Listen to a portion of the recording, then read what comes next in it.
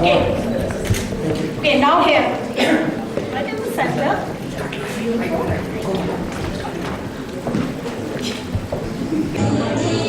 It is my great honor to introduce our President, Dr. Nita Jain, Ahimsa India Foundation, International Ahimsa Foundation.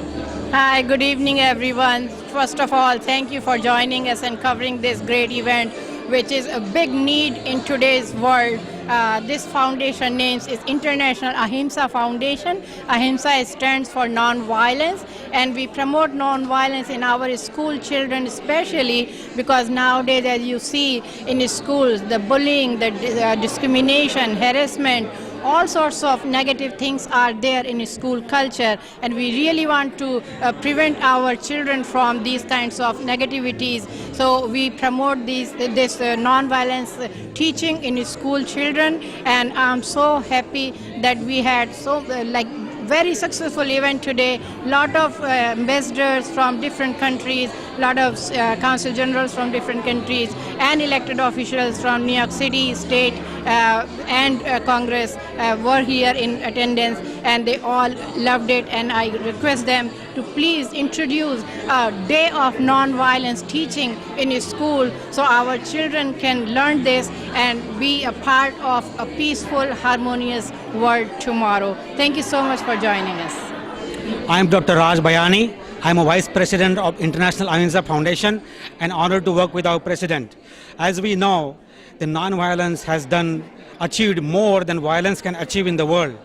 Let it be freedom of India, let it be freedom of South Africa, or even the non-violence movement by Martin Luther King in United States. So there is a greater need today with all the violence going on in Middle East and all over the world that this principle needs to be reignited, and International Ahimsa Foundations, the vision and the goal is to promote this principle of non-violence all over the world, once again with full energy and vigor under leadership team of Dr. Nita Jain, Dr. Rajiv Pandya, myself and our other team committee members. Thank you.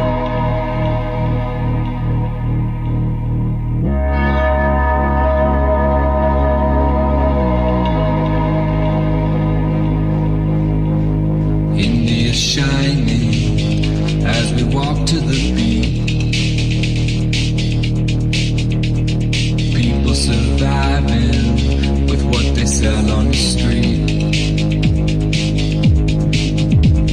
India's shining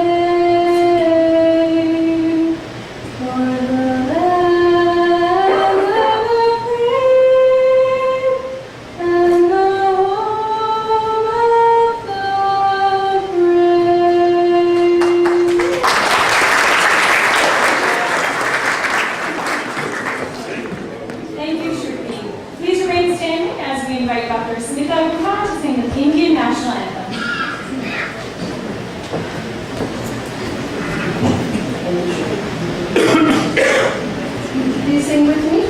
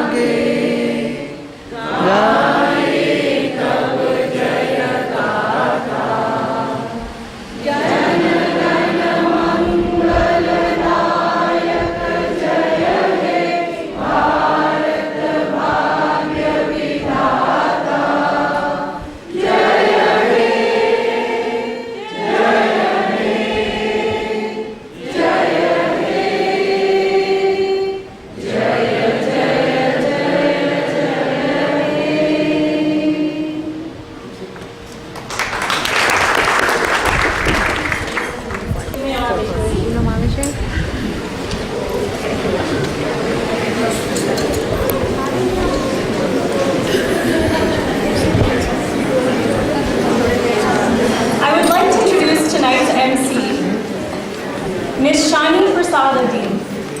Shani is a seasoned professional with more than 25 years of experience in the media industry. Born in Guyana, South America, she kick-started her media career at a national newspaper, and since then, she has worked in marketing, media, and television for many companies, including the Queen's Tribune and Press of Southeast Queens as the associate publisher. In 2005, she founded her own company, El Dorado Media and Marketing, publishing the Guyana Post newspaper. Currently, she is the CEO of Big Apple Health News and Events LLC and the publisher of The Immigrant Factor, where Shani is now advocating for the advancement of healthcare and promoting the contributions of immigrants to our community. Shani has received several awards and honors, including the SEBA Women in Leadership Award, New American Voters Association, the Guyana Association Power of Vision Award, and the Queen's Courier Newspaper Star Network 40 Under 40 Award. It is my great honor to introduce Ms. Shani Prasad-Dean, your MC for today.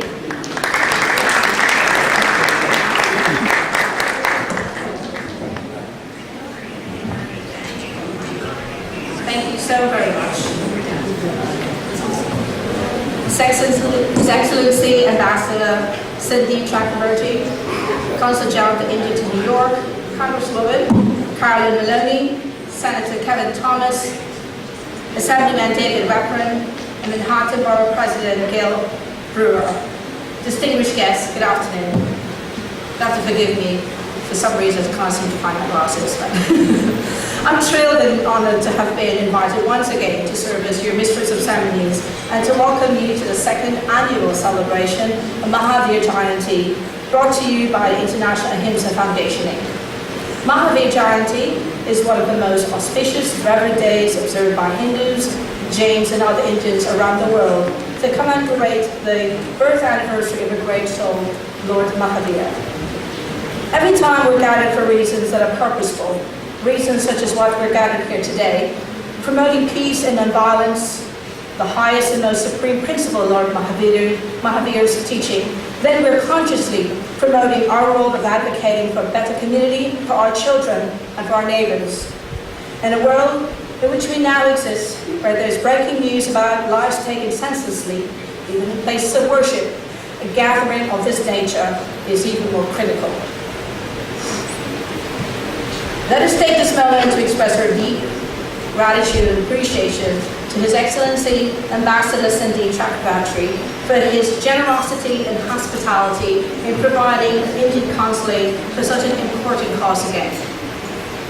And so without further hesitation, let me also get right into the program, because a lot of you decided to come out and support Dr. Jada Woods as she's doing. This is incredible. Thank you so very much. I'm going to make it as short as I can. So Dr. Jane is no stranger to most of you. It's probably the reason you're all sitting here. She holds several hats and has done so much for our society. I wouldn't have enough time to read all of her accomplishments tonight, but her biggest role is one of community work and peacemaker.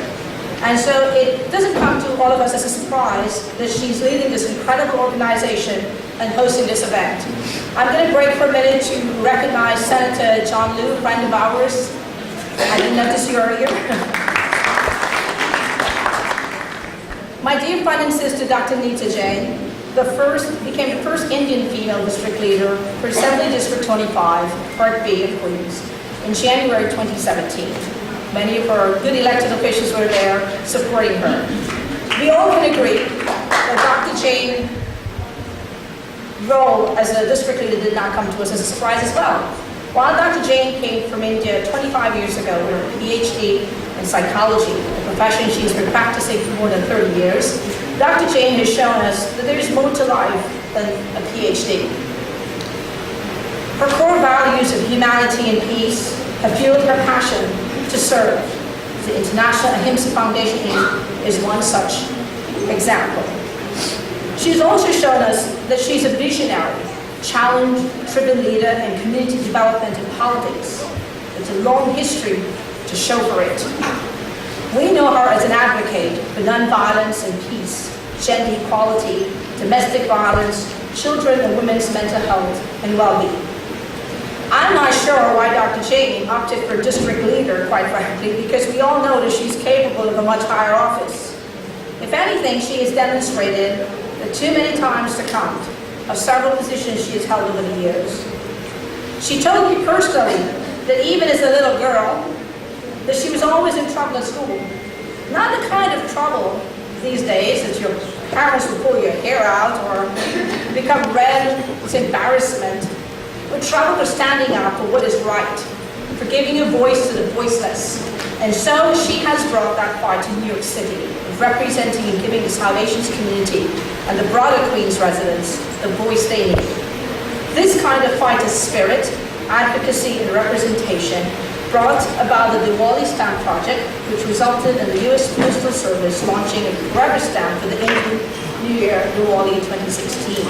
She continues to further advocate for the Hindu Holidays campaign and is currently working with several elected officials throughout New York City for Diwali to be declared as a religious holiday in New York City public school. Just the way she did with the stamp, and the presence of some of our distinguished elected officials here is an indication of how she's worked over the years to do so.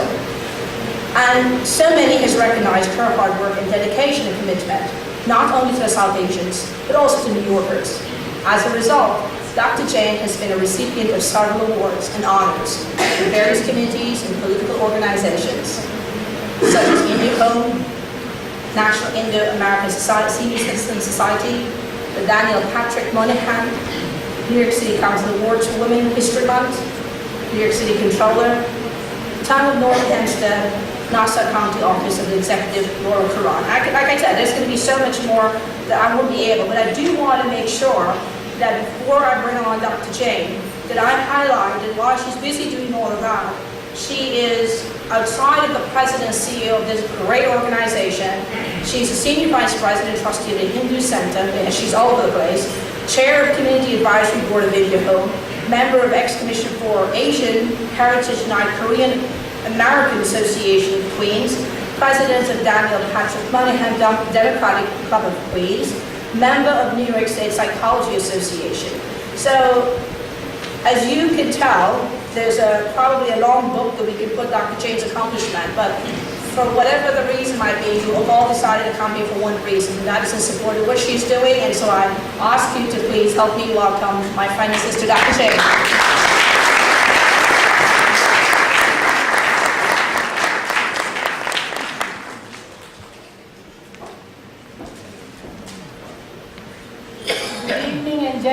To all of you. I'm already overwhelmed with my introduction. I don't know where she got all these facts and whatever she told you. I'm just a very regular human being who is trying to support another human being.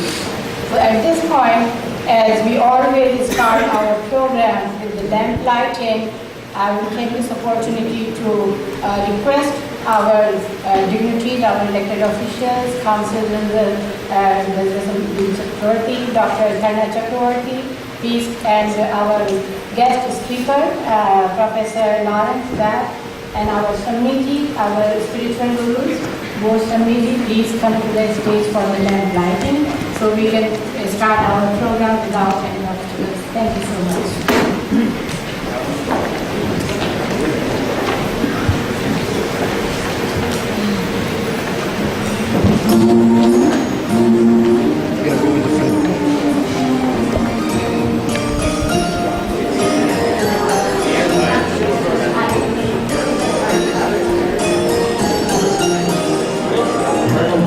And our committee members, please, Dr. Raj Bayani and Rajiv Pandya, please join. And Samiji is going to recite in Harmony. Thank you so much.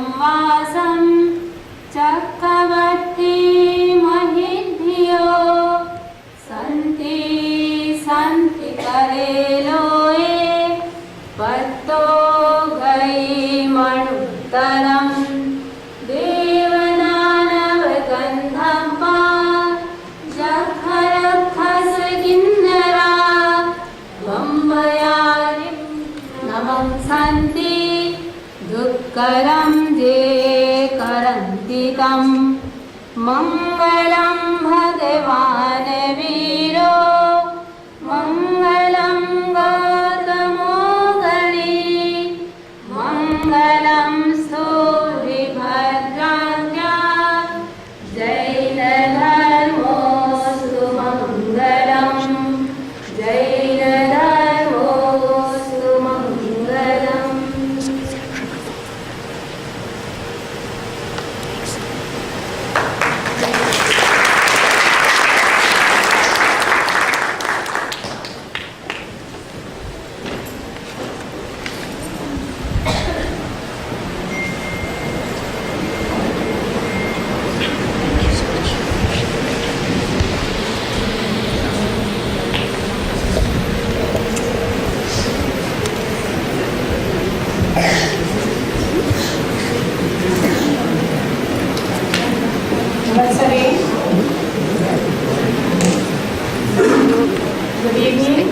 Jai Jane, and welcome to all to this amazing evening where we are celebrating Lord Mahavir's 2618th birth anniversary.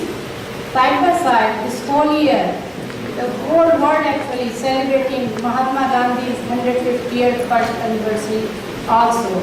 And as Mahatma Gandhi was a follower of Jain principles, so we club both things together and we are celebrating two great souls today here at Indian Consulate. I would like to begin first, thank you from bottom of my heart to our Consul General, Ambassador Sandeep Chakravarti, co-hosting this event with our organization, International Ahimsa Foundation. Thank you so much for that. And at this point, I just want to keep it very brief because we already started a little late, but I must want to tell you why this organization was formed. So what happened, I'm sure that all of you know, around 2008, there was a lot of cases started in the school culture. There's a bullying, there's a harassment, and there's a discrimination was started. And slowly it got up to a point that our kids were seriously affected. And so looking at that, New Jersey State was the first one who passed a bill, in short we call DASA, that stands for Dignity for All Students. And they really forced this act in school culture to prevent our students' lives and to keep the peace and harmony in our school culture. So while I was looking all at these cases and the incidents were happening, as I'm also born and brought up in Jain family and hear stories from my mother and grandmother about non-violence, peace, harmony, and respect all living beings. And it just came in my mind. I said, no, I must do something about this situation. And I started talking to people, and that's how we started this organization, International Ahimsa Foundation. Our main mission is to spread the word of non-violence, which in Sanskrit originally we call it Ahimsa. I want all of you to say with me once, Ahimsa. Ahimsa. Thank you so much. This is the original word for non-violence. So I would really request you all, whenever you talk about non-violence, say Ahimsa, because it really touches your heart and it gives you a different vibe when you say this word. So based on that mission, we started this organization, and we always kept Lord Mahavir's principles, who was the first one to give 5 basic principles of life, almost 2,000 years back. Those principles were non-violence, non-possessiveness, truthfulness, self-control, and chastity. So Gandhiji, who was the first one to adopt and practice non-violence, which is the supreme reason of humanity, he was the first one to practice in his social and political movements. And look at that, what he achieved through non-violence. He got independence to India. So that's the only reason we are celebrating both great souls together. And at this point, I would like to say, read a few lines what Mahatma Gandhi in November 27, 1932, he wrote in one of the newspaper in India, the main Jain principle, Jains is compassion, which is compassion toward the living creatures of the world in their entity. I consider all of them Jains who follow this principle of Ahimsa, which we call non-violence in English, toward their fellow beings. And at this point, I would like to take this opportunity to request our New York State Senator John C. Liu, who is the chair of Education Committee in Senate, that please consider these things and look at into how badly we need this program in our education system in school, as we already have no meat day on Monday in our New York City schools. we can always have no violence day in our schools at least once in a week. So please consider my request and work on it. And at this point, I'm going to stop right here, and it is my honor and privilege to bring up to all of you our dear Congresswoman Carolyn Maloney, who is a champion of so many different bills. But the first thing I must say that she was the champion of our Diwali stamps because of her perseverance and hard work and commitment to our community. We got Diwali stamp in 2016, and she also chaired a finance committee in the House, and she is also a chair of Democratic Caucus in Capitol Hill. So please join me in welcoming Congresswoman Carolyn Maloney.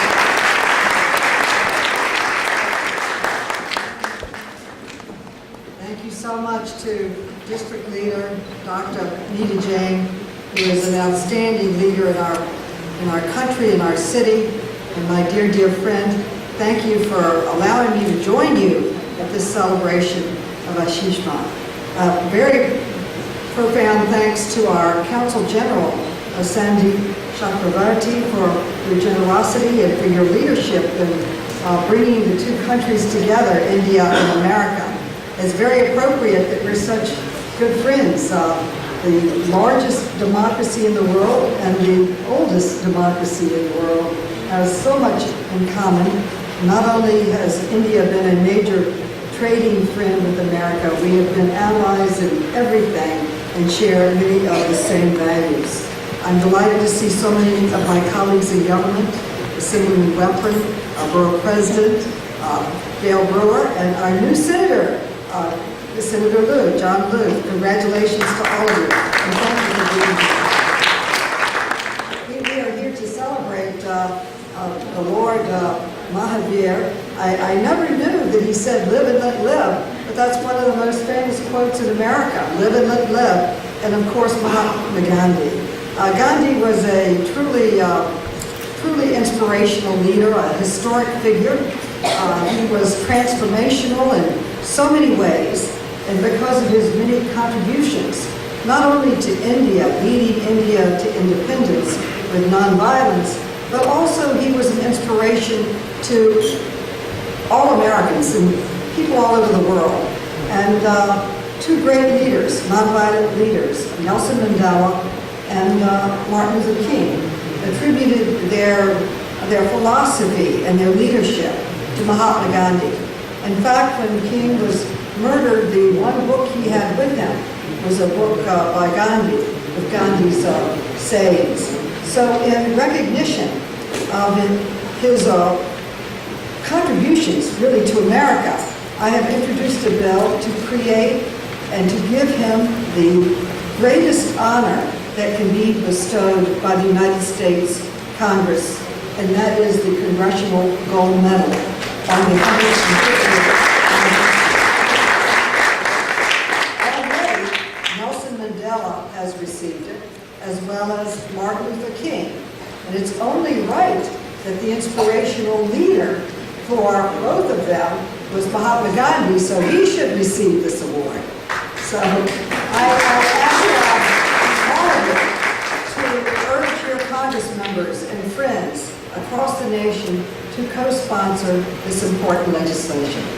And we are working on getting a Senate sponsor. We must pass it this year and honor his leadership and his gifts to the world.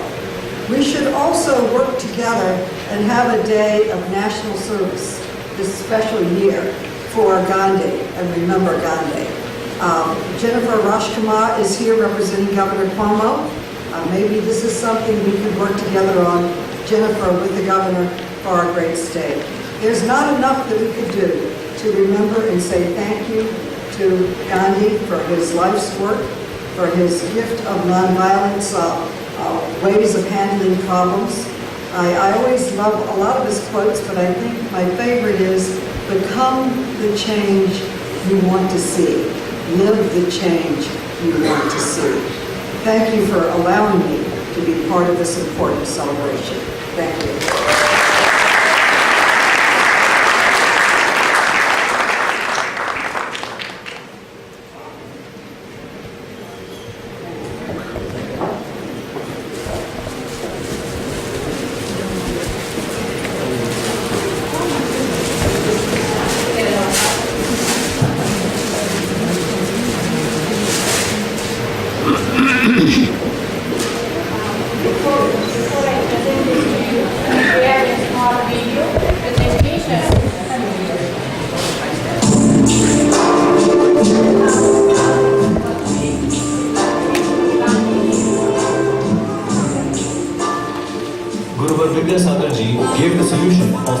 self-employment with self-respect. He introduced handloom, the timeless tradition of Bharat, waving the wings of hope for these people. Once completed, this scheme has a potential to provide employment to millions of people. Employment will definitely increase with the people living in the big cities and foreign countries start purchasing these handmade garments. And this experiment will reach the heights on the basis of its products' beauty and quality. Gurdev has named the project Shramdan, handloom in its new and optimistic form. In Shramdan, educated individuals are working along with rural youngsters so that the feeling of inequality in social status, wealth or opportunity can be removed, making Shramdan a successful venture.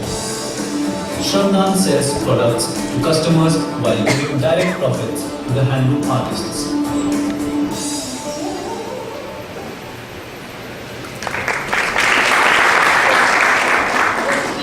Clothing came from that place where they make it by hand, as Gandhiji used to weave his own clothes. So it is from there. It's very, very good. And we are presenting this one book, which is the book stands for Jain Dharma, Ahimsa and Mahatma Gandhi. And this book was written by our other Guru, Vidyananji Maharaj in Delhi. And this also had facts and statements of Mahatma Gandhi in this book, which is also translated in English in each page. So if you want, you can enjoy it.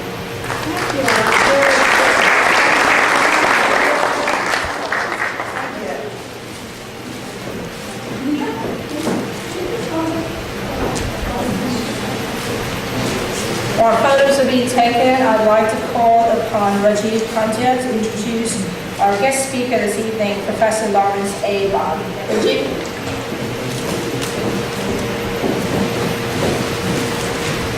Jayendra, everybody, thank you for coming.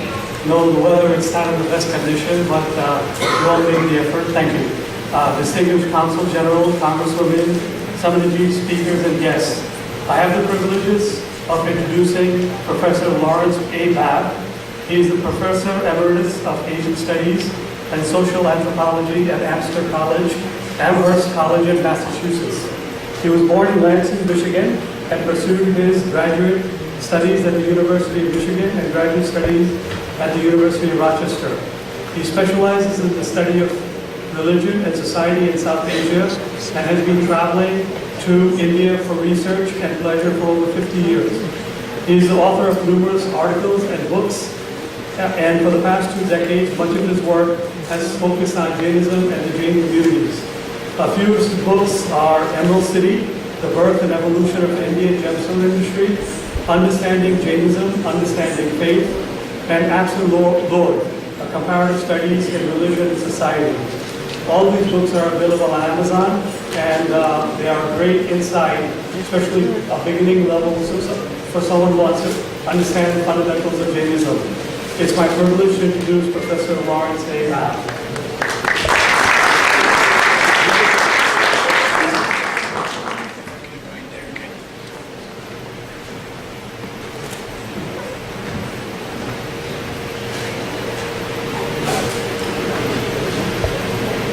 Thank you for that very flattering introduction. And I would like also to say before I begin this afternoon how grateful I am to the organizers of this event for inviting me to come here and speak to you this evening. My subject is, of course, Lord Mahavir, who is revered by Jains and non-Jains alike as the founder of Jainism, as a great spiritual teacher, and as a powerful expounder of non-violence and respect for all living things. He was, at least this is my way of thinking of him, he was 2 things at once: an establisher and an exemplar. As establisher, he is known as a Tirthankar. This term literally means the builder of a ford, as in a ford across a river. The term Tirth also means a place of pilgrimage, which is also a crossing point between heaven and earth. A Tirthankar establishes a ford, a crossing point to spiritual liberation on a far shore.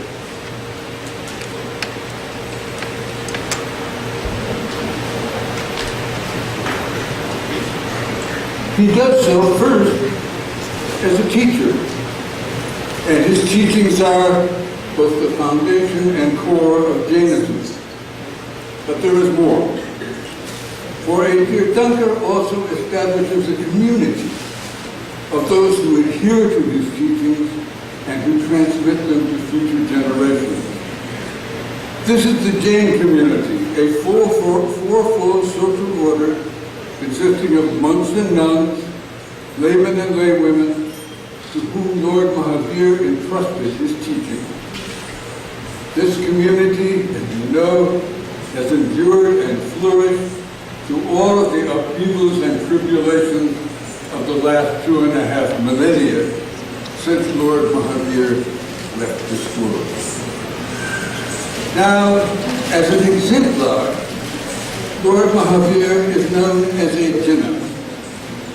This term means victor or conqueror. And as most people in this room know, during the night when Lord Mahavir was conceived, his mother had a series of dreamlike visions, a bull, a lion, and other similar wonders. These are the visions that accompany the birth of a great warrior and conqueror of the world. And Lord Mahavir was indeed a warrior and a conqueror. His conquests, however, were not attained on the field of physical battle, but were spiritual in nature. And the enemy was not an earthly army, but rather the passions, the desires and aversions that bind the spirit to worldly things and prevent its liberation. Now, I hope it will be agreed that the most significant ethical precept in Lord Mahavir's teaching is Ahimsa. This term, as you know, combines the word hinsa, meaning harm, with a negative prefix, up. Its meaning is non-harm, which is often translated as non-violence. But there is more, because ahimsa covers more than the mere prohibition of doing harm. One must, of course, not do harm. But Lord Mahavir also taught that one must not cause others to do harm, and that one must not admire or approve of harm being done. This all converges on the point that one must not be a passive bystander when harm is being inflicted on others. Now, this ethic of non-harm can touch, should touch, every domain of human activity and every kind of human endeavor. Mahatma Gandhi, who was deeply shaped by Mahavir's teaching, even used it as a foundation for a non-violent method of revolutionary persuasion. And famously, this method found its way to these shores in the leadership of Dr. Martin Luther King, who was deeply inspired by Gandhi's example. But briefly, I would like to point to an area where Lord Mahavir's teachings might have a very special contemporary resonance. One of the most notable features of Lord Mahavir's teaching is the universality of the ethic of non-harm. It does not apply solely to the human world, but to other living things, and not to just some living things, but all forms of life, including even the most humble and microscopic. This is why, of all human communities, it is the Jains who have given the deepest thought to the relationship between human and non-human forms of life. And while Mahavir's terminology was certainly different from that of modern ecological science, his basic concept of the world of living things was very close to that denoted by a contemporary term. That term is biosphere. And leaving aside the many ways in which his concept of the world diverges from that of modern biology, we must note that there is one particular insight in his understanding, and it is a core insight, that seems to be in the process of rediscovery by modern science. I refer to the extreme vulnerability of the biosphere to harm, to Ahimsa, inflicted by human activity. Now, this is not to say that Lord Mahavir created an environmental ethic, for spiritual liberation was his principal concern, and the very concept of such an ethic was millennia in the future. But the hypothesis that humanity's activities are inflicting great damage on our planet is now well established in science and no longer controversial. And therefore, Lord Mahavir's teaching about the world of life may help us understand in moral terms what environmental science teaches us in scientific terms. And what is that? It is that there is a kinship.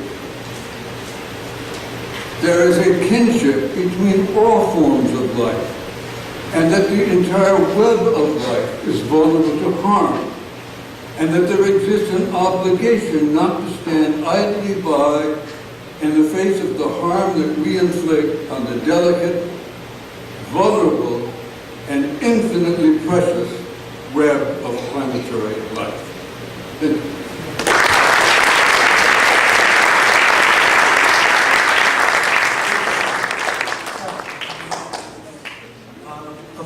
Please come on the dais to honor our guest, please.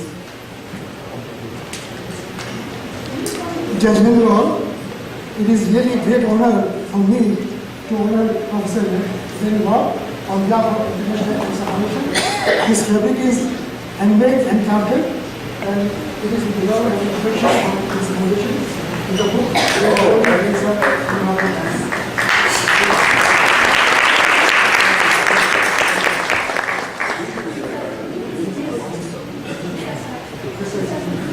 This one first.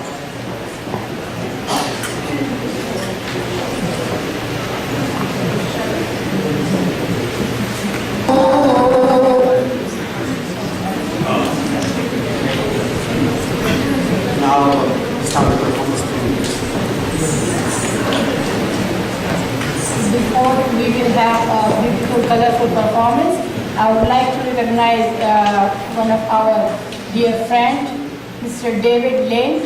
He is the Phoenix Society of FDNY President, who is dedicated to our community, to our nation. Please welcome on the stage. Please come. David Lane from Phoenix Society of FDNY. You know, they work very hard, selflessly for our lives, and they don't care for their lives. So we really have to recognize them time to time. Thank you so much for joining us.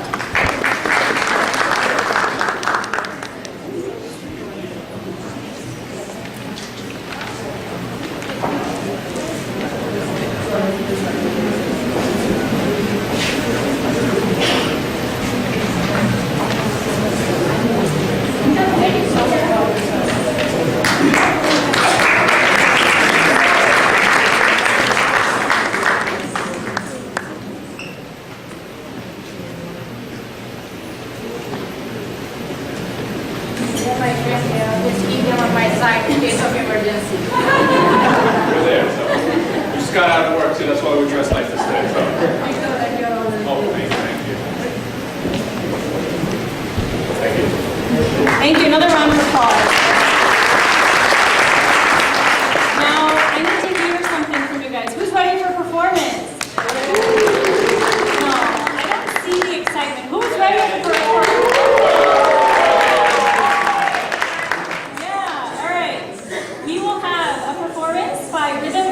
Academy students, choreographed by teacher Shilpa Mikhaigala. They will be dancing on Shri Jain Mangalashtak Stotra. And the dancers are Angel Shah, Saurya Doshi, Siddharth Doshi, and Shiv Ajmeri. We'll give them one more round of applause.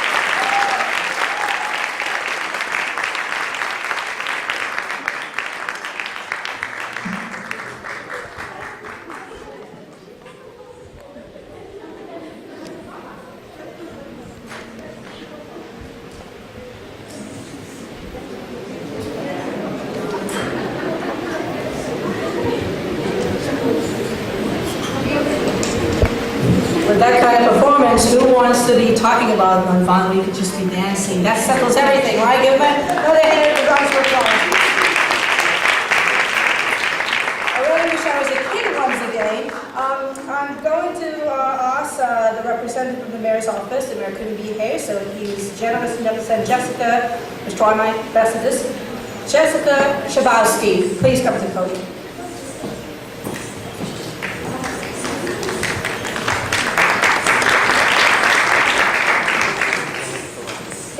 My name is Jessica Shabowski, and I will be reading a letter of greeting from the mayor. It is a pleasure to welcome everyone at the International Ahimsa Foundation celebration of Mahatma Gandhi and the 150th birth anniversary of Mahatma Gandhi. As a city built by immigrants, New York is the proud home to residents who hail from every corner of the map and represent a wide array of backgrounds and beliefs. I am delighted to join with members of our thriving Jain, Hindu, and Indian American communities as they commemorate the birth anniversaries of Lord Mahavir and Mahatma Gandhi, two trailblazing spiritual leaders whose messages of nonviolence continue to inspire people in India and around the world. As you gather to pay tribute to their remarkable lives and legacies, I commend the Foundation for its efforts to lift up New Yorkers through the teachings of Jainism and foster a culture of peace and tolerance in the 5 boroughs and beyond.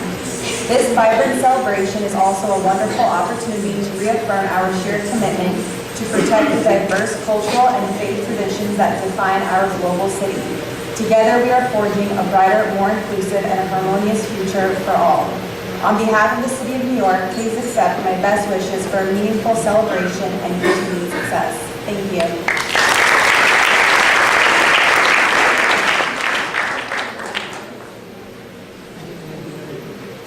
Request Kanakji Goria, our community leader, please come on the stage and honor Jessica, please. Thank you.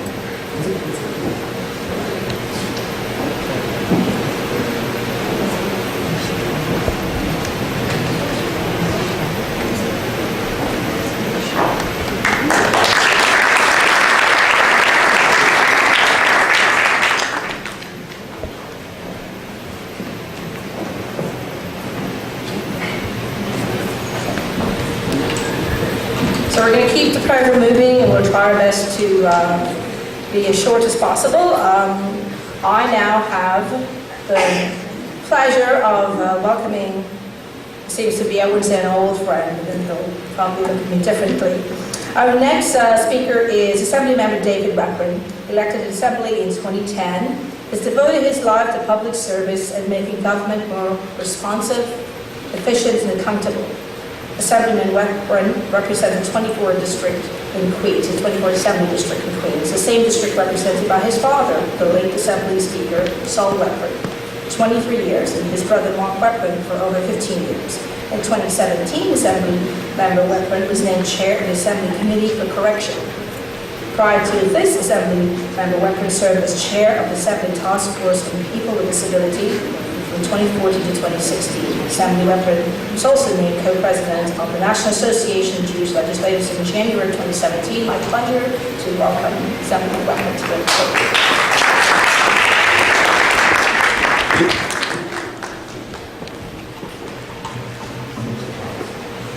Thank you, Shani Prasad, for your leadership. And as Shani rightfully said earlier, I think almost all of us are here because of the perseverance and leadership of our good friend, Dr. Nita Jain. And I actually have a proclamation for the International Ahimsa Foundation, which I'll present to Dr. Jain. But I'm often known as the South Asian Assemblyman, not because I'm of South Asian descent, but because I have probably the largest South Asian district of all 150 districts. I start on the national border in Mill Road, which has a large Indian American population, and I go into Richmond Hill, which has a large Indian Sikh population and very large Guyanese population, mostly of Indian descent, from the Indian diaspora, of which Shani is obviously originally from Guyana, and we're very proud of that constituency. We also have a very large Bangladeshi population and Pakistani population, And of course, the Indian population is so diverse as well. So I used to say I'm the first South Asian member of the state legislature, but now Kevin Thomas has been elected to the state senate, so he's kind of outranked me immediately. So congratulations, Senator Thomas and the South Asian community for having such a great leader there. And of course, we have our great Consul General, who we're going to hear from shortly, Sandeep Chakraborty, who's really hit the ground running when he got this assignment. And I always complain that since I do have so much interaction with the Indian American community, I always complain that they keep changing Consul Generals. But Sandeep has been here, I guess, a couple of years already, and we hope he'll stay for many, many more years, and we're really so proud to have him here with us. I really enjoyed, Professor, that lecture on Lord Mahavir. I've known of Lord Mahavir through Dr. Nita Jain and Jainism, because we've attended so many different events celebrating the various milestones of Lord Mahavir's birth. And I did not know either that Live and Let Be was Lord Mahavir, and he really inspired Jainism and so many other peaceful movements. And of course, we all revere the great Mahatma Gandhi, and so excited about celebrating his 150th anniversary of his birth. And it's really terrific that Congresswoman Maloney has taken the initiative, and I think will give him posthumously the Congressional Medal of Honor, and has led that movement. And I think it'll happen. And of course, he'll join, I guess, as well, some other great leaders like Dr. Martin Luther King Jr. and Nelson Mandela, who have also been given and George Washington, who have also been given the Congressional Medal of Honor posthumously. So that's a wonderful thing. And I personally was involved, so I know firsthand the work that Congresswoman Maloney has done for the stamp that was referred to the Diwali stamp. And I know I've been fighting with Dr. Nita Jain and our new state senator John Liu, going back to our city council days, to have a public school holiday on Diwali. And now with Senator Liu's new position, I think we may turn up the heat a little bit. But I predict that it will happen. So once again, thank you for inviting me again. I really enjoyed that presentation. I remember that young lady from last year, and I think she's certainly somebody that we all remember and will remember, and these are our future leaders. But if I could call up Dr. Nita Jain for this official assembly proclamation on International Ahimsa Foundation, Inc., recognizing the great work that she does and the organization does, following in the footsteps of Lord Mahavir and of course, Mahatma Gandhi.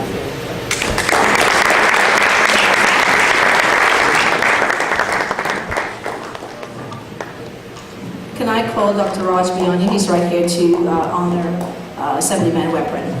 Please remain.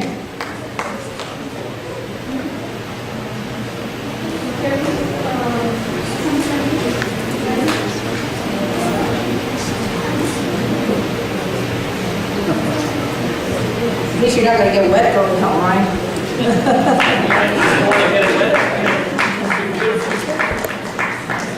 For some reason, for someone who's lived here for 20 years, it seems as if I grew up around these elected officials. My next good friend, Senator John C. Liu, is a New York State Senator representing a broad area of Northeast Queens. He's the chairperson of the Senate's Committee on New York City Education, what a great committee to be on, and also serves in the Committees of Finance, Education and Transportation, Alcoholism and Substance Abuse and Rules. John he's so fondly referred to, was control of the city of New York 2010 to 2013 and a New York City Council member from 2002 to 2009. And of course, he will push me away because we all know who he is. Thank you so much. Thank you, Shani, for that very kind introduction. She always comes up with new wrinkles, so in part, I don't want to know what the new wrinkle is going to be, but I'm delighted to join everybody on this very special occasion. Thank you, Ambassador Chakraborty, for having us in your house once again, and to my distinguished colleagues in government as well as community leaders. This is a very special occasion. This year, we've been to many, many commemorations of the 150th birthday of Mahatma Gandhi, and we should continue to do so because this is a man that really has been an inspiration to literally generations of people from around the world. And of course, Lord Mahavir being the founder of this incredible religion that I am not new to because Dr. Nita Jain has been indoctrinating me with this religion for the last 2 decades. Thank you, Dr. Jain, for being my teacher and a teacher to many others. She has been, of course, a great leader in the Jain Association of America for a long time. And of course, a number of years ago, she embarked on this effort to create the International Ahimsa Foundation to preach nonviolence. And it's certainly something that we need here in New York and throughout the world. So I'm not going to talk that long because I know we have a lot of speeches to go. I just want to say that this is it's a very special moment in time. It's a moment in time where I do have a responsibility to look over New York City schools, and so a number of people have already laid the pressure on with regard to holidays, regards to meals, regards to everything that happens in our schools. But I have to say, look, I was looking forward to becoming a member of the Senate, and there are so many bills that I wanted to carry, bills that were of particular importance to the South Asian community. And then, of course, out of the blue, out of left field, my brother, Kevin Thomas, gets elected as state senate, and so all the bills that I was going to introduce, I had to give to him. I'm proud to be a co-sponsor. But Senator Thomas has made us so proud, and in fact made his newborn daughter so proud as well, as you can see. Kevin Thomas. He and I are the Asian caucus in the state senate. Yes, the Asian caucus in the state senate. He let me be the chair. He said, I'm older, I can be the chair. In any event, Dr. Jain, thank you for everything you continue to do for our great state of New York, and I would say America itself, right, Congress member? And I look forward to many, many more years of the success of the International Ahimsa Foundation and the great work of Dr. Nita Jain. And you know what they say? Behind every powerful woman is a great man. You like that, right? I'd love to be able to say that because women now run everything. And of course, behind Dr. Jain's power is a great man. Pramod, you look great in that outfit. With that, thank you very much, Jay Janendra, and it's a pleasure to be here. I'll request Mr. Mahesh Vadhar, the Jaina Convention Chairman, to honor our friend, Mr. John Liu. Thank you. It's a pleasure to honor the senator here. Thank you.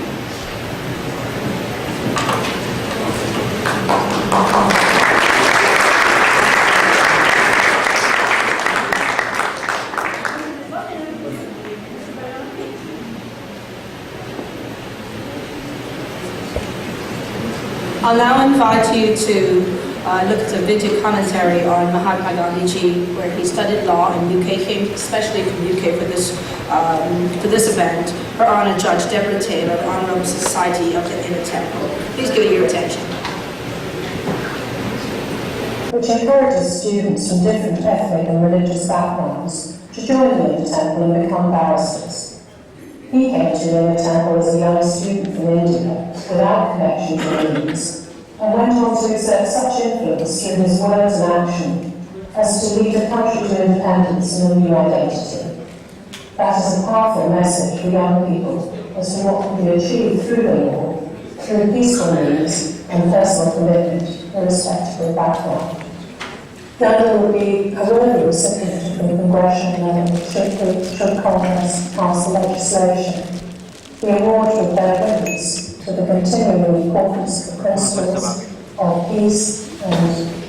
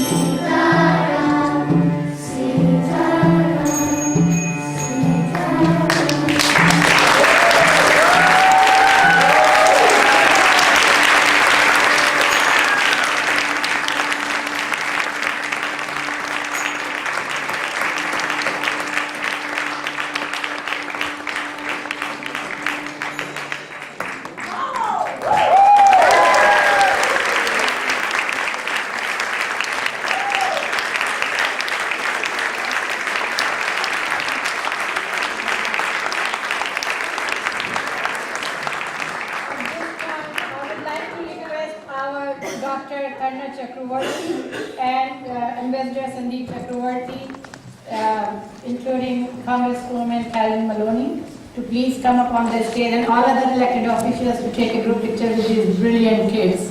And Mrs. Chakravarti, I would like you to honor our Miss Ellen Howard.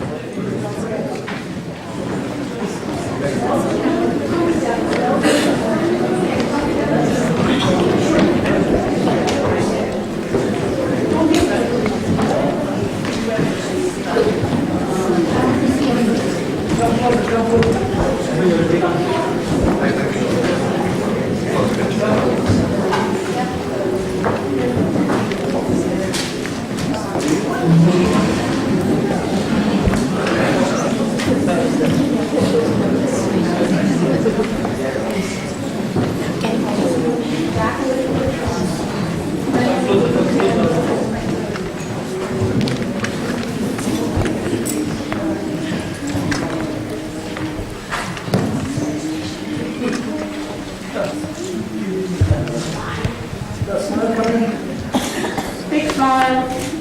Lovely.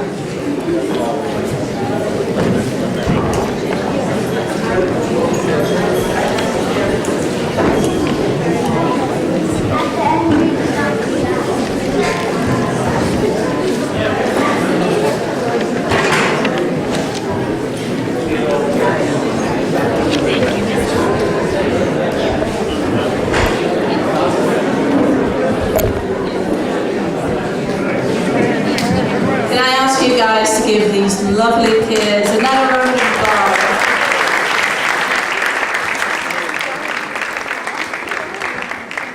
You know, my son who's going to be graduating June 1st to go to NYIT, these are the days I wish he was never going to grow up, because what beautiful things to look at when they're little, right? Our next special guest to speak is Senator Kevin Thomas.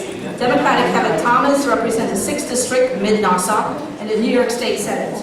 He's a 34 years old, that's right, 34 years old civil rights attorney, I have to say that, who's worked on high-profile cases in his career before entering politics. He immigrated to the United States at the age of 10. Mr. Thomas is now the first Indian American to be elected as state senator in New York. He lives in Lebanon with his wife and daughter. Can you please join me in welcoming Senator Thomas?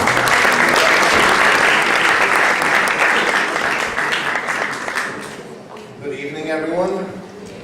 You know, it's kind of hard to say a few words after a great performance like that. Who put me in this lineup here?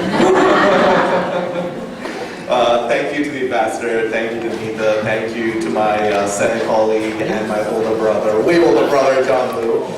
Today I decided to dress like him. In the state Senate, he does not wear a tie, so I decided to not wear a tie today as well. But it's you know, a great honor for me to be here. You know, I'm the first Indian American and South Asian to be elected in the state Senate. And I've been doing a lot of things to allow diversity into the state Senate. Recently, I celebrated Holi. I gave out laddus. I was in the state Senate, yes. I was told not to throw colors at the Republicans or hug them. I abided by that rule. I just celebrated Vaisakhi in the state Senate as well, and asked Governor Cuomo to proclaim the month of April as Sikh Awareness Month. So this is just a number of things that I'm doing in the state senate to basically honor my people and individuals that make New York so great. So I wouldn't be here if it wasn't for the civil rights movement. Most of you might be wondering why. That doesn't make any sense. You're not old enough to have walked during those marches. But if it wasn't for the civil rights movement, I wouldn't be here, because I wouldn't be able to go to the schools. I wouldn't be able to hold jobs that I did. And I wouldn't be able to own a home in Levittown, of all places, if you know the history of Levittown. So, the civil rights movement led by Martin Luther King, he himself looked up to Mahatma Gandhi. And Gandhi looked up to Lord Mahavir. So, this is a full circle. We're all here because we need to treat each other with respect. Treat each other as equals. And we will do such great things. And this is why the Asian caucus, which is me and John Lou in the state senate, will do everything that we can to make all of our voices more equal. We passed the religious garb bill. We celebrate a lot of things in the state senate. And this is because of the most diverse class in the state senate in history. And I urge everyone here to get more involved in politics. Get more involved, get to know your candidates, go out there and vote, do more for the community. Nita here, she's done such a great job of just bringing the community together, and to head such an organization like this, to talk about nonviolence. This is great. This is how we should be. And as all of you know, we don't do this just for ourselves. We do this for others, also our children. My daughter Layla over there, I do what I do for her and for my wife. Not to leave you out there. But this is for all of us. This is for our children and our grandchildren, for our future.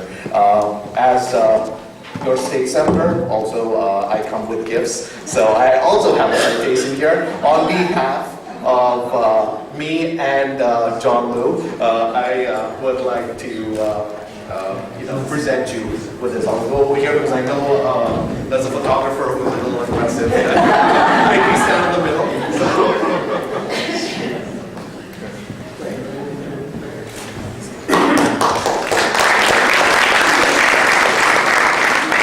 I request Mr. Jigar Shah, New Jersey State Center Chairman, please honor Mr. Kevin Thomas, our Senator.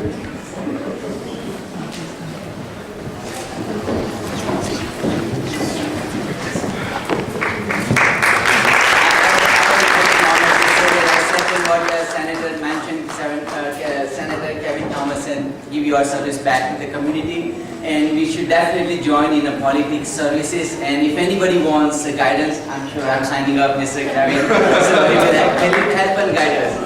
Thank you so much. Thank you so much, Senator.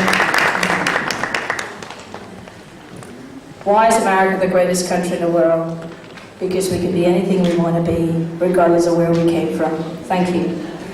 Our next speaker is Gail Arnott Brewer. I seem to have known her forever. Is the 27th and current Borough President of New York City, Borough of Manhattan, a Democratic politician from the state of New York. She was a member of the New York City Council, where she represented the Upper West Side and the northern part of Clinton and Manhattan. Ms. Brewer, please.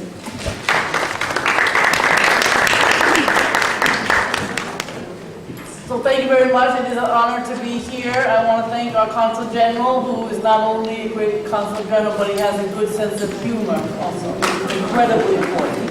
And I also, just like everybody else, I want to thank Dr. Jane for asking me to be here today and for bringing us together. I think in these very turbulent times, it's not just on the national level, on the local level also, because I am quite familiar with the local level and all of the discussions about housing and schools and healthcare and jobs and futures of our families. It's a very challenging time in New York and around the country.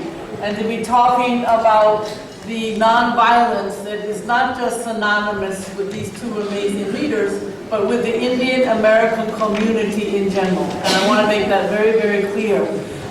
It's a community that not only is professionally clear that they have values and agendas and moving forward, but the Indian American community, in my opinion, never forgets the civic participation in government and local community.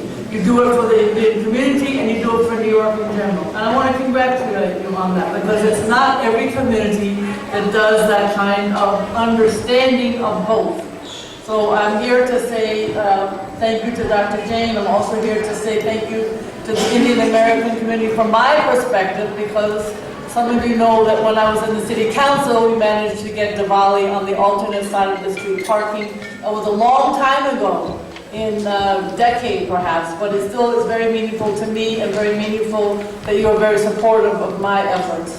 So I think when I leave here today and go back to dealing with the issues of rezoning and housing and schools and healthcare and all the ways in which we try to work in the community, I'm going to think constantly about the nonviolence efforts that come from these amazing leaders, but also come from the Indian American community that always puts the focus on family, community, as well as profession.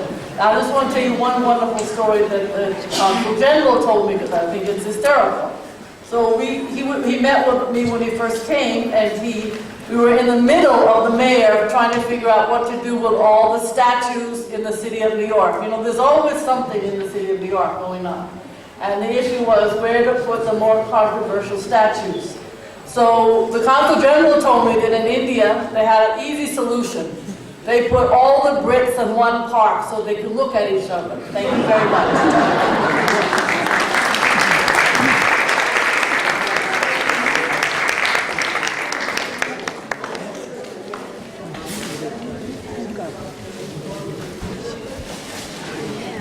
I would like to call Mr. Goodwin Shah. He's the president of JADA, to honor the Honorable Borough President, President Goodwin.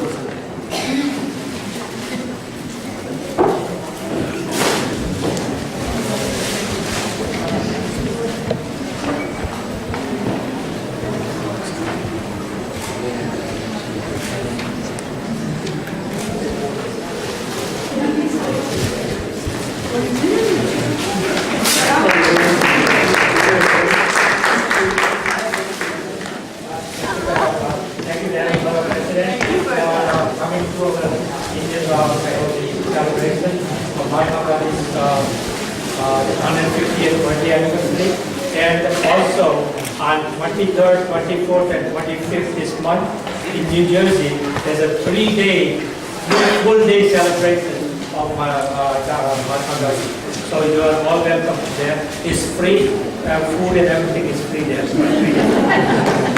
I happen to go, I'm not old enough to see Mahatma Gandhi, but I went to the primary school established by Mahatma Gandhi.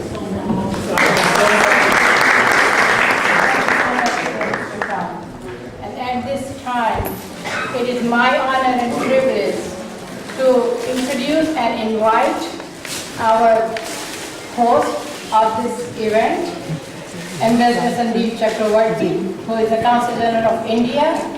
He joined Indian Foreign Services in 1996. He came from Peru to here in 2017, and before that he was also a High Commissioner at Bangladesh.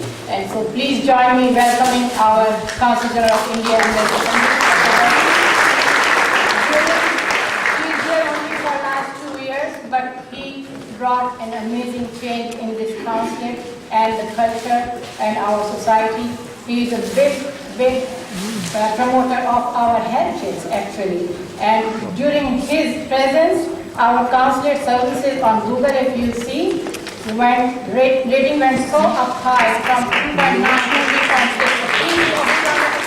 I wish that he stay here for one more time, which he doesn't want to look like. Thank you. No, I'm so happy that you mentioned Google. So So if you like the consulate, please give us a good review on Google.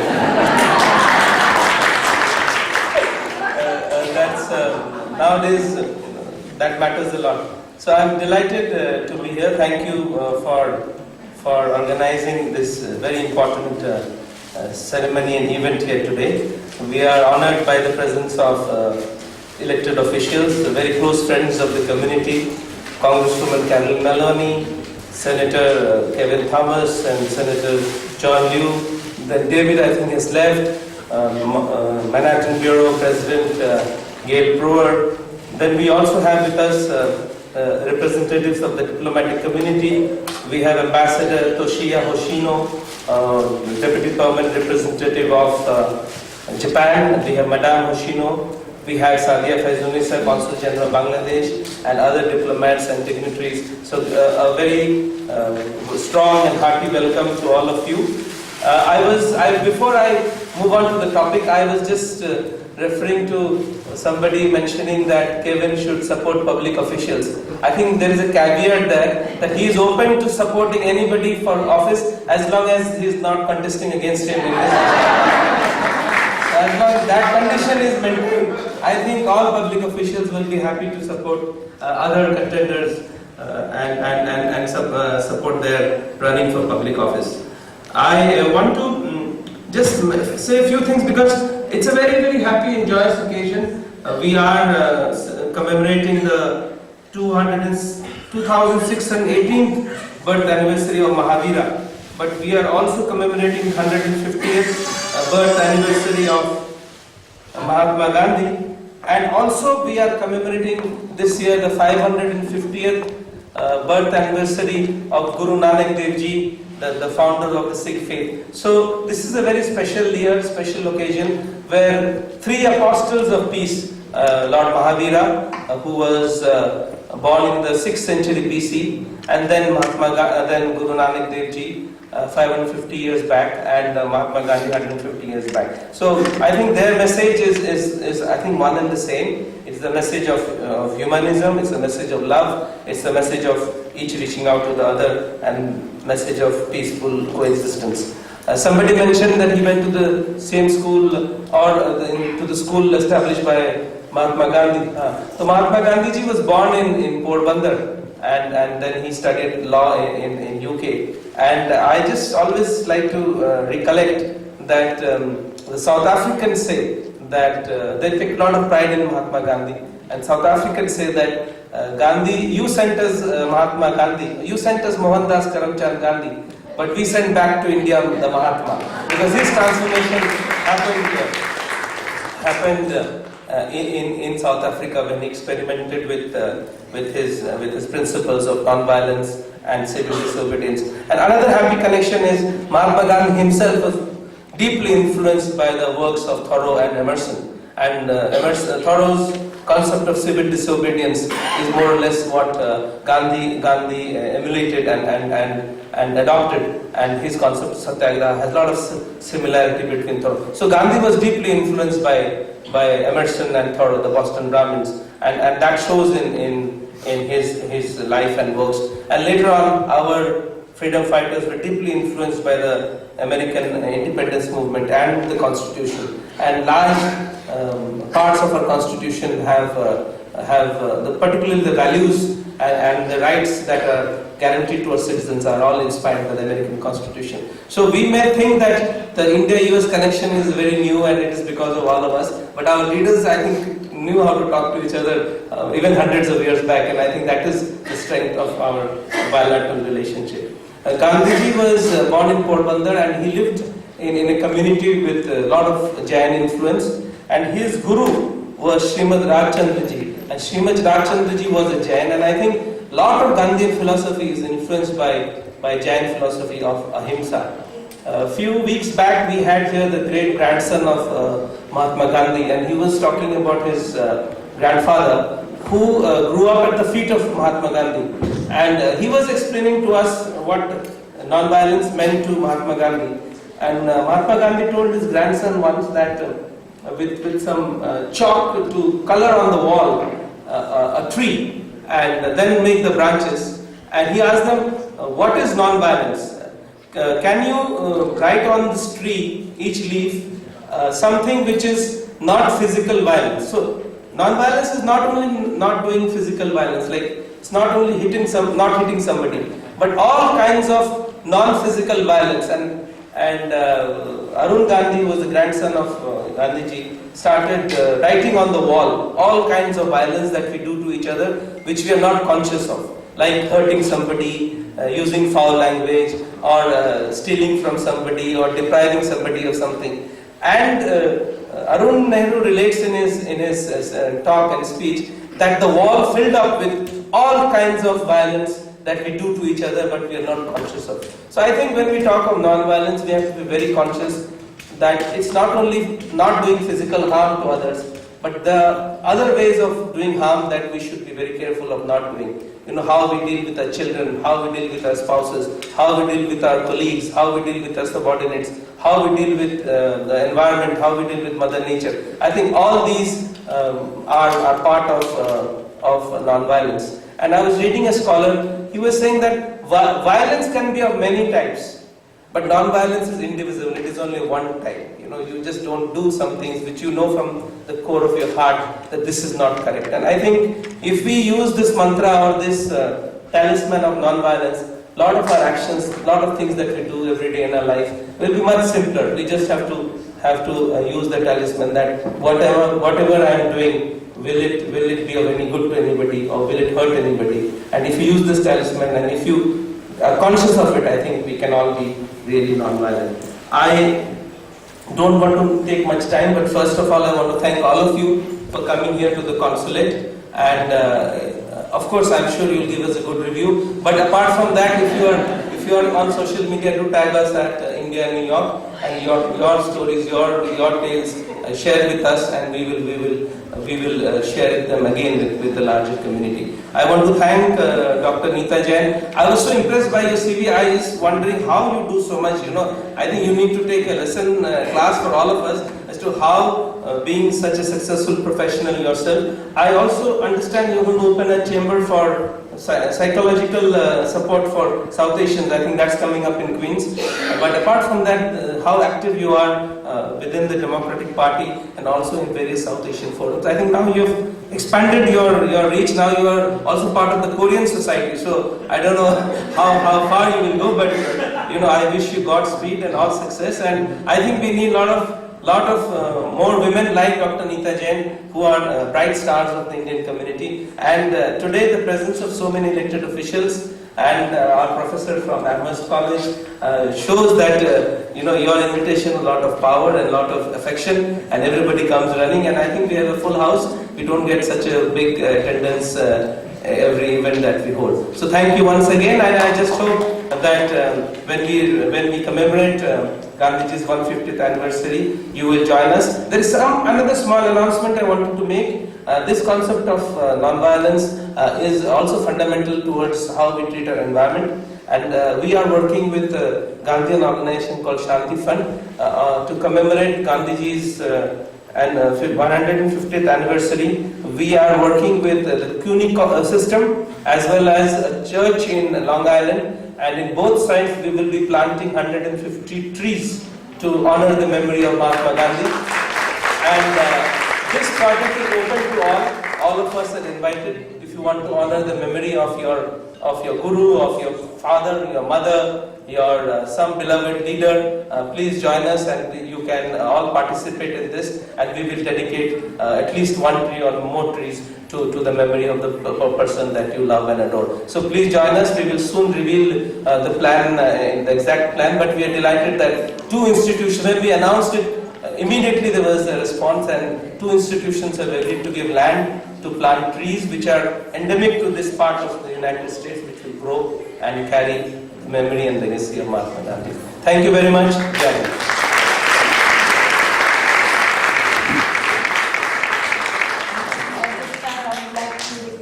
Dr. Karna Chakravarti, please join us on the stage so we can honor you.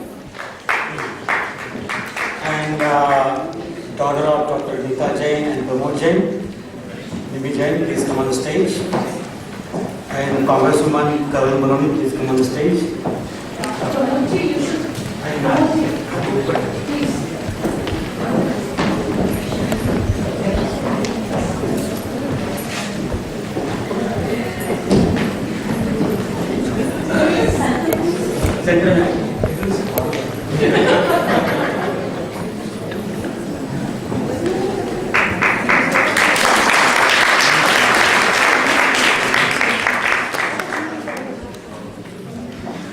I will request Sri Consul General, please stay on the stage so we can honor and recognize few dignitaries who are here.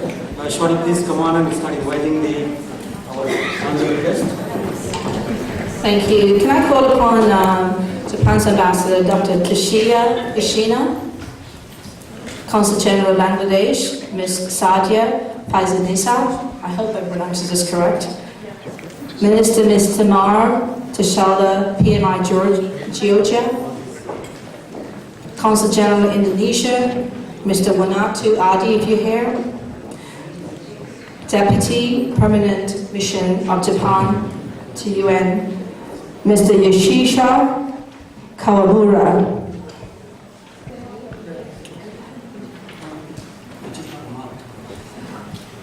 Ms. Ana Valeria Guzera, Ana Valeria Guzeri, Mr. Gianpro Viagoli, Gianpiero Biagioli, please come.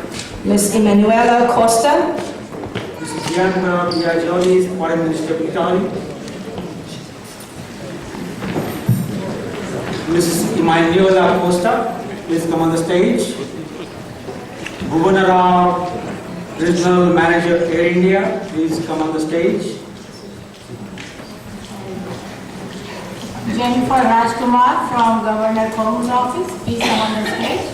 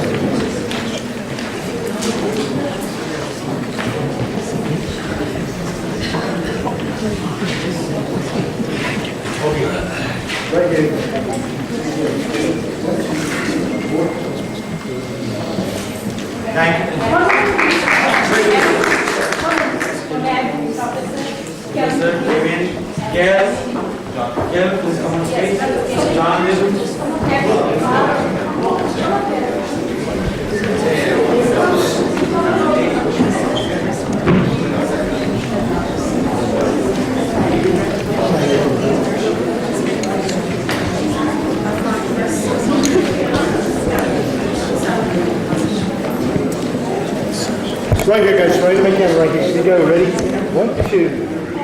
One more. Thank you. Thank you. Thank you, everyone.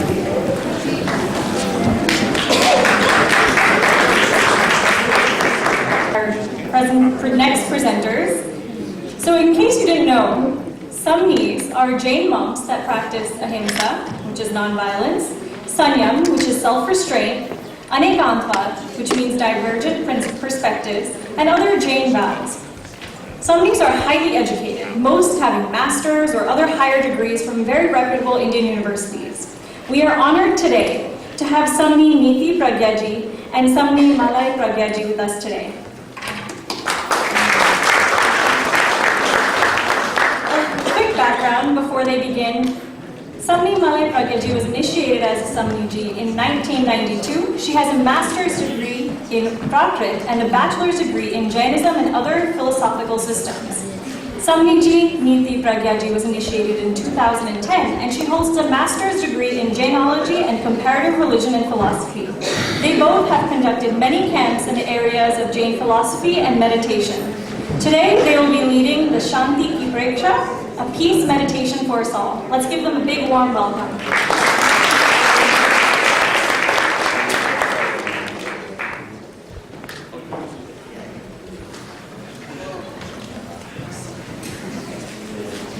Good evening, Jai Jinendra to all of you. Honorable to Acharya Mahashramanji, our special guest, President and founder of IAF, Dr. Neeta Jain, ladies and gentlemen. One quick question, do we all want peace in our life? Yes. Everyone wants. As we all know, today we are gathered here to celebrate the birth anniversary of two amazing personalities who were famous for their non-violence and peace, Lord Mahavir and Mahatma Gandhi. There was a king who had a great fascination and love for paintings. Once he decided to offer a very valuable prize to the artist who would paint a beautiful picture depicting real peace. On the final day of judgment, many artists brought their paintings with the hope of winning that valuable prize. The king looked at all the paintings and selected two in particular. And now he had to choose one out of the two paintings for the valuable prize. The first painting, a beautiful calm lake with clear transparent waters. The lake was a perfect mirror to the towering mountains surrounding it. Above it was the blue sky with fluffy clouds like cotton balls floating in space. Anybody who saw these paintings thought it was the perfect piece representing peace. The second painting had mountains too, rugged, dry, bare. Above these mountains, an angry sky, overcast with dark clouds, lightning streaks, here and there, a massive downpour of rains, a rumbling ferocious waterfalls cascading down on one side of the bare mountain. Peace, thought the people who saw these paintings. As the king looked closer, he saw behind this rumbling waterfall a branch of a bush growing out of a crack in a rock. On the branch was a mother bird who had made a nest, and within the nest was very peacefully, with great affection, feeding its little ones. Which one do you think did the king choose for his valuable prize? Which one do you think? The first painting or the second painting? Second painting. Of course, the second one the king chose. The king explained, peace does not mean to be in a place where there is no noise, no trouble, no hard work, no tribulations, no difficulties. Peace means to be in the middle of all mayhem and chaos, and yet to stay calm, yet to stay focused, yet to make inward journey. Isn't it the story of real life as well? Spirituality is the art of bringing us to that inner calm, to that inner peace in our real life with all kinds of difficulties, troubles and problems surrounding us. That is the meaning and definition of real peace. Mahatma Gandhi has emphasized on non-violence, and he said, non-violence is not a garment to be put on and off at its will. Its seat is in the heart, and it must be an inseparable part of our being. A real personality, Mahatma Gandhi, who lived the teachings of Mahavira in his whole life. And on the other hand, Lord Mahavira has given this wonderful message of being compassionate to each and everyone every living being, thereby attaining peace and serenity in our life. Now in this world, people are very rich, and in this era, we have got plenty of prosperity, material gold. When we come from Satyug, Dwapar Treta Yug, this Kalyug, in these times, we are accumulating lots and lots of wealth and material, but no peace. The question is, how can we get peace? Very simple. Lord Mahavir has said, control of the five senses. If we have the control of the five senses and friendliness with every living being, we have the real peace. And it's very beautifully said, where there is righteousness in the heart, there is beauty in the character. When there is beauty in the character, there is harmony in the home. When there is harmony in the home, there is order in the nation. And when there is order in the nation, there is peace in the world. Let's have a little practical meditation we will do of friendliness towards all the living beings. So let's all close the eyes for 2 minutes. We will have a meditation. Keep your attention focused on the forehead,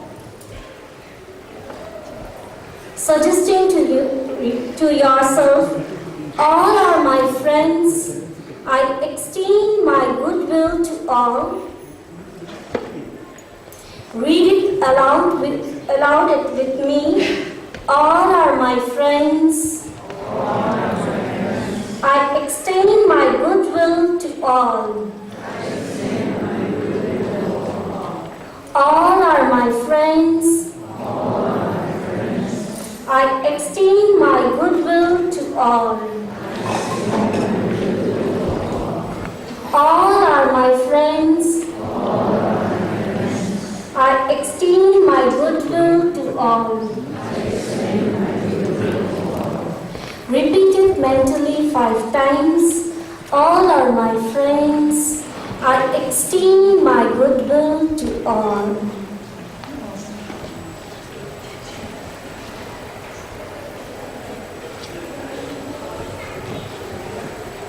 All are my friends. I extend my goodwill to all.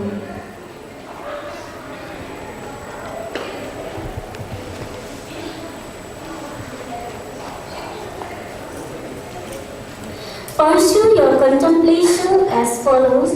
The feeling of enmity creates fear, and fear weakens the body and the mind.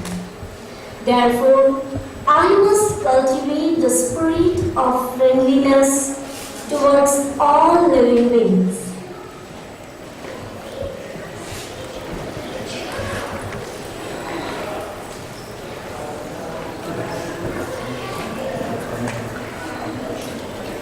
The feeling of enmity creates fear, and fear weakens the body and the mind. Therefore, I must cultivate the spirit of friendliness towards all living beings.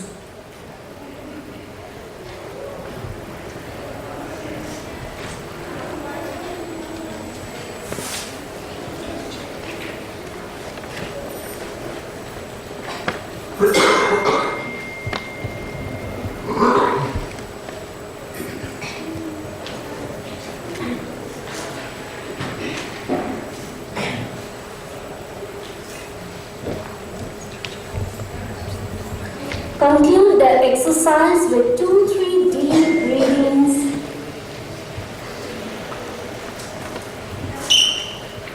Om Arham. I would like to say before sleeping, at least for 2 minutes, daily you can practice this meditation. Om Arham.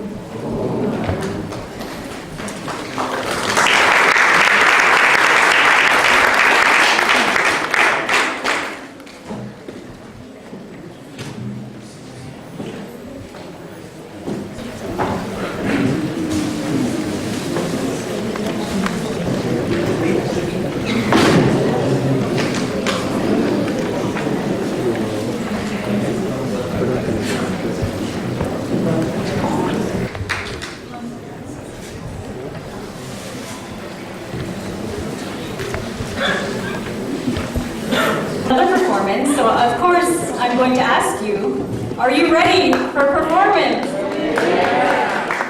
Doesn't sound like you're that excited. This is going to be an exciting performance, so I need one more cheer. Who is ready for performance?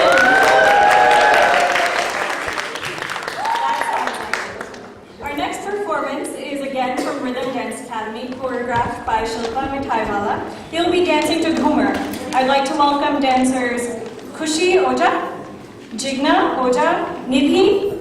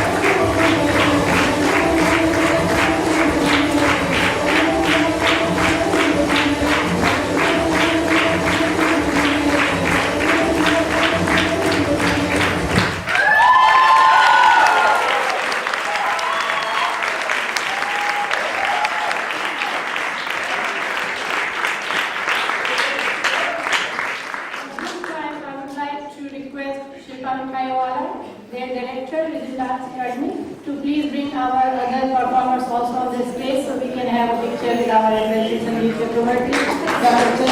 Chakravarti, and our elected officials will come on the stage to give them more encouragement. Thank you so much for being that day.